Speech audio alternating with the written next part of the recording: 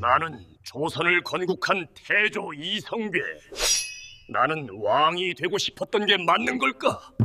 왕이 되고 싶지 않았던 남자가 왕이 된 이유. 조선을 세운 남자, 태조 이성계. 그런데 이상한 점이 있습니다. 역사 기록을 자세히 들여다보면 이 남자는 사실 왕이 되고 싶지 않았습니다. 아니, 정확히는 왕이 되어야 한다는 확신이 없었습니다. 그는 역성혁명 직전까지도 망설였고 신하들의 거듭된 요청을 3번이나 거절했습니다. 왕이 된 후에도 그는 무기력했고 결국 스스로 왕위를 내던졌습니다. 고작 6년 만에. 무인으로서는 완벽했던 남자. 하지만 왕으로서는 흔들렸던 남자. 그 모순 속에 이성계라는 인간의 진짜 이야기가 있습니다. 오늘 우리가 주목할 것은 이성계의 업적이 아닙니다. 그의 결핍입니다. 이성계는 1335년 고려의 변방인 동북면, 지금의 함경도 영흥에서 태어났습니다. 지금으로 치면 수도 서울이 아니라 아주 먼 변방 출신입니다. 그의 집안은 고려, 조정과 원나라 사이를 줄타기하며 살아온 무인 가문이었습니다. 할아버지 이추는 원나라 관직을 지냈고 아버지 이자추는 원나라의 쌍성 총관부에 소속된 인물이었습니다. 쉽게 말하면 이성계는 중앙귀족 출신이 아니었습니다. 변방의 무인 집안, 게다가 원나라와 연결된 집안. 고려의 주류 사대부들에게 이성계는 처음부터 완전한 고려인이 아니었습니다. 이 출신의 결핍이 평생 그를 따라다닙니다. 하지만 전쟁터에서 그는 달랐습니다. 이성계가 역사에 처음 뚜렷하게 등장하는 것은 1361년 홍건적이 고려를 침입했을 때입니다. 당시 이성계는 불과 20대 중반의 나이로 전투에 참여해 탁월한 능력을 보여줬습니다. 이후 왜구 토벌, 여진족 격퇴, 원나라 잔존 세력과의 전투에서 그는 연전연승했습니다. 특히 1380년 황산 대첩에서는 전국을 공포에 떨게 하던 왜구의 대규모 침입을 단숨에 격파하며 백성들 사이에서 살아있는 영웅이 됩니다. 활 실력 하나는 당대 최고였습니다. 백보 밖에서도 버드나무 가지를 꿰뚫었다는 기록이 있을 정도였습니다. 전쟁터에서 이성계는 의심이 없었습니다. 확신이 있었습니다. 방향이 명확했습니다. 적이 있고 싸워서 이기면 됩니다. 그런데 정치는 달랐습니다. 1388년 고려 우왕은 이성계에게 명나라를 공격하라는 명령을 내립니다. 이른바 요동정벌입니다. 이성계는 반대했습니다. 그는 4가지 이유를 들었습니다. 작은 나라가 큰 나라를 치는 것은 옳지 않다.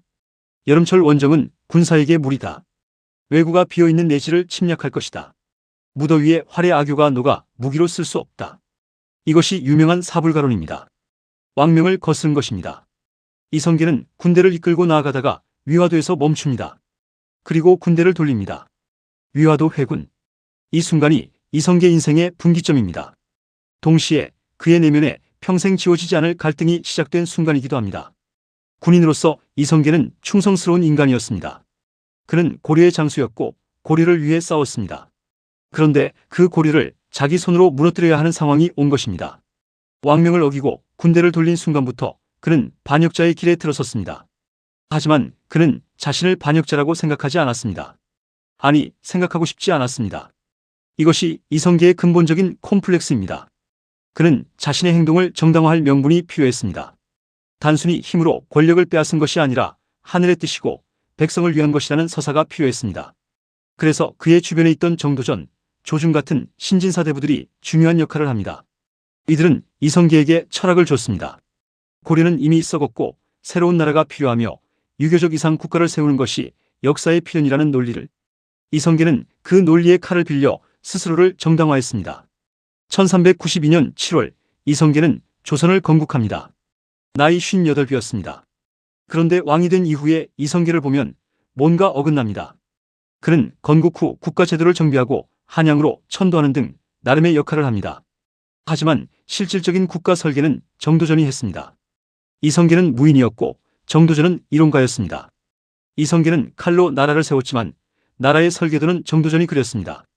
왕이면서도 자신의 나라를 온전히 주도하지 못했다는 것. 이것이 이성계 내면에 쌓인 두 번째 결핍입니다. 그리고 가장 비극적인 사건이 옵니다. 1398년 왕자의 난입니다. 이성계에게는 첫 번째 부인 한씨에게서 낳은 6아들과 두 번째 부인 강씨에게서 낳은 2아들이 있었습니다. 그는 강씨의 어린 아들 이방석을 세자로 책봉합니다. 아내 강씨에 대한 깊은 애정이 있었기 때문입니다. 하지만 이것이 화근이었습니다. 첫 번째 부인의 아들, 그 중에서도 가장 능력 있고 위화도 회군부터 건국까지 아버지 곁에서 공을 세운 다섯째 아들 이방원은 이 결정을 받아들이지 않았습니다. 이방원은 거사를 일으켜 정도전을 제거하고 이복 동생 이방석과 이방본을 죽입니다. 이성계가 신뢰하고 아끼던 모든 것이 아들의 손에 의해 무너진 순간입니다. 이 사건이 이성계에게 남긴 상처는 측량하기 어렵습니다. 자신이 세운 나라에서 자신의 아들에게 자신의 뜻이 짓밟혔습니다. 가장 믿었던 신하 정도전도 죽었습니다. 사랑하는 아내가 낳은 아들도 죽었습니다. 이성계는 왕위를 내놓습니다. 이방원이 아닌 둘째 아들 이방과에게 물려주고 스스로 상왕이 됩니다. 그리고 함흥으로 떠납니다. 아들의 나라에 있기 싫었던 것입니다. 여기서 유명한 함흥차사 이야기가 나옵니다. 이방원이 아버지의 환궁을 요청하는 사신을 여러 번 보냈는데 이성계가 그 사신들을 죽이거나 억류하여 돌아오지 않았다는 것입니다. 사신을 보내도 소식이 없을 때 함흥차사라는 표현이 여기서 유래했습니다. 이성계는 이방원이 왕이 된 후에도 오랫동안 귀환을 거부했습니다. 늙은 아버지가 아들의 왕국으로 돌아가기를 거부한 것입니다. 결국 그는 1408년 74세의 나이로 세상을 떠납니다. 조선을 세웠지만 조선의 왕으로 편안히 살다 간 것이 아니었습니다. 이성계의 삶을 관통하는 핵심 감정은 하나입니다. 불안. 변방 출신이라는 불안, 반역자라는 낙인에 대한 불안, 자신의 결정이 과연 옳은 것인지에 대한 불안, 그리고 가족을 지키지 못했다는 자책. 그는 불교에 깊이 의지했습니다. 왕이 된 이후에도, 상왕이 된 이후에도, 전국을 떠돌던 시절에도 그는 절을 찾고 불경을 읽었습니다. 유교로 설계된 나라를 세운 사람이 개인적으로는 불교에서 위안을 찾았다는 것, 이것도 그의 모순을 보여주는 장면입니다. 이성계에게 배울 것이 있다면 명분에 대한 집착입니다.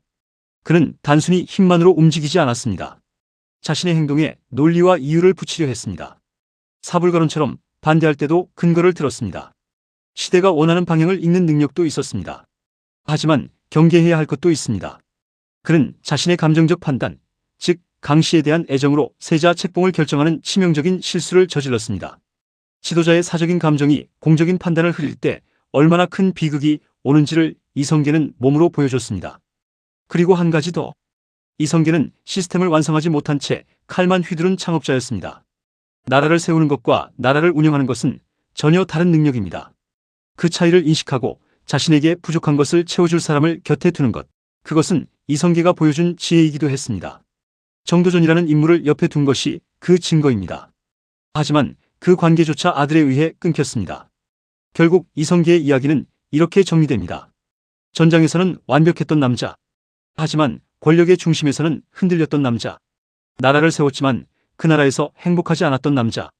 그는 자신이 원한 것이 무엇인지 끝내 명확히 알지 못한 채 혹은 알면서도 이루지 못한 채 생을 마감했습니다.